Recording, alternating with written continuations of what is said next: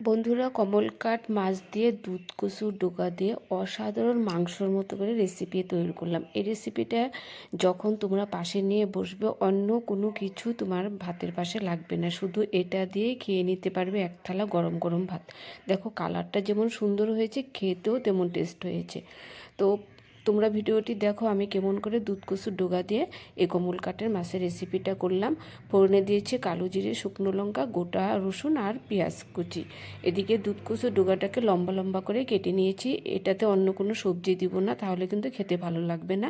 এটাতে শুধু দুধ কচুর ডোগা দিয়ে বানাবো। তো পেঁয়াজ রসুনটাকে ব্রাউন কালার করে ভেজে এবার কাঁচা লঙ্কা চিরিয়ে দিয়ে দুধ কচুর ডোগাটাকেও দিয়ে দিলাম। এবার নুন দিয়ে দুধ কচুর ডোগাটাকে এবার লাল করে ভেজে নেব।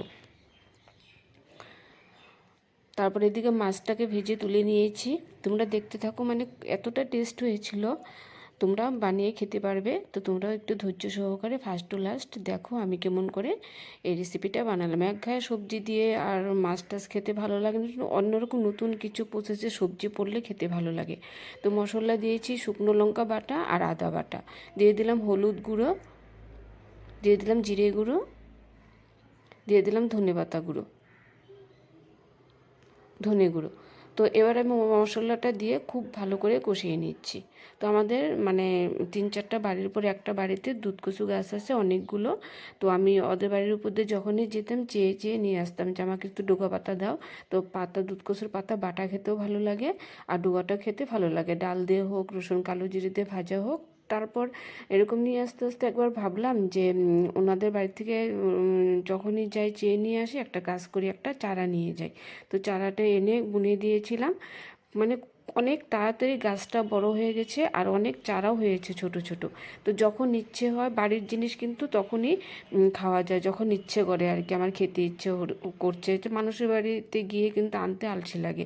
তো আমার যখন খেতে ইচ্ছে হয়, একটা করে বা দুটো করে ডোকা পাতা তুলে এনে খাই। তো একদম তাজা জিনিস খাওয়ার স্বাদটাই কিন্তু আলাদা। তারপরে আমি ভাবলাম যে একটা ডোকা তুলে নিয়ে আসি, ডোকা দিয়ে কমলকাট মাছটাকে রান্না করি।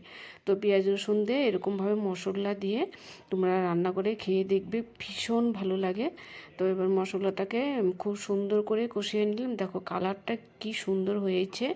তো তোমাদের যদি ভালো লাগে কমেন্ট করবে, লাইক করবে আর আমার চ্যানেলটাকে সাবস্ক্রাইব করে দিবে, আমার আইডিটাকে। তো নতুন নতুন রান্না তোমরা দেখতে পারবে, শিখতে পারবে। আর তোমরা বানিয়ে কিন্তু অবশ্যই খাবে, কেমন লাগে আমাকে জানাবে।